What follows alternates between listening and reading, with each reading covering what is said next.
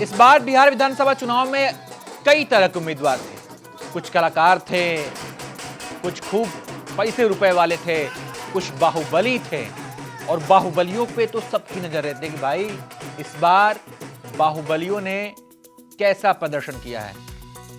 तो कई बाहुबली उम्मीदवार यहां पर किस्मत आजमा रहे थे। आपको बताते हैं कि बाहुबलियों की सीट पर क्या परिणाम रहा। मोकामा से अनंत सिंह चुनाव जीत गए हैं। इसी मोकामा से बाहुबली सूरजभान सिंह की पत्नी वीणा देवी चुनाव लड़ रही थी, जो कि हार गई हैं। दानापुर सीट से जेल में रहकर, जेल के अंदर से रितलाल यादव चुनाव लड़ रहे थे, लेकिन भाजपा के रामकृपाल यादव ने उनको हरा दिया है। कुचाय कोर्ट से जदयू के बाहुबली उम्मीदवार अमरेंद्र पांडे चुनाव लड़ रहे थे, जीत गए हैं। मांझी सीट से बाहुबली उम्मीदवार रणधीर कुमार सिंह ने भी चुनाव में जीत दर्ज की है। रणधीर सिंह बाहुबली प्रभुनाथ सिंह के बेटे हैं। बरमपुर विधानसभा सीट से हुलास पांडे की हार हुई है। ये सुनील पांडे के भाई हैं। हालांकि तरारी सीट से इनका भतीजा विशाल प्रशांत चुनाव में उन्होंने जीत दर्ज की है। नवादा से बाहुबली राजबल्लभ यादव की पत्नी विभा देवी राजद की टिकट पर चुनाव जीत दर्ज कर लिया। रुपौली से बीमा भारती ने चुनाव में इस बार चुनाव लड़ रही थी, लेकिन चुनाव वो हार गई हैं। बीमा बाहुबली अवधेश मंडल की पत्नी है।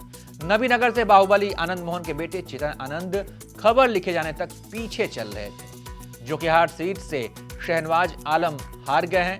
सरफराज आलम चुनाव जीत गए हैं। यहाँ बड़ा टक्कर वाला मुकाबला था, क्योंकि ये दोनों भाई हैं और यहाँ पे भाइयों की टक्कर थी और दोनों भाई बाहुबली नेता रहे तस्लीमुद्दीन के बेटे हैं। वारसलीगंज से बाहुबली अशोक महतो की पत्नी अनीता देवी चुनाव जीत चुकी है। वहीं लालगंज से बाहुबली मुन्ना शुक्ला की बेटी शिवानी शुक्ला चुनाव में अपने हाथ आजमा रही थी, लेकिन खबर लिखे जाने तक वो पीछे चल रही हैं और काफी पीछे चल रही थी।